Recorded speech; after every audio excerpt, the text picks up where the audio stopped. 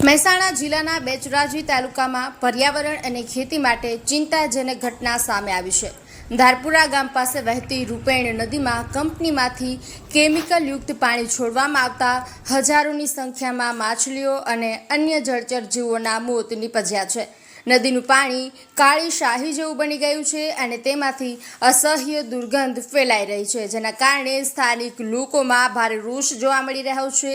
આ નદીના પાણી પર મોઢેરા, સુજાનપુરા, દેલવાડા, ધારપુરા સહિતના અનેક ગામોના ખેડૂતો સિંચાઈ માટે નિર્ભર છે। હાલ ઉનાળુ પાકને પિયતની તાતી જરૂરિયાત વચ્ચે નદીમાં કેમિકલયુક્ત પાણી આવતા ખેડૂતોમાં ભારે ચિંતા ફેલાઈ છે।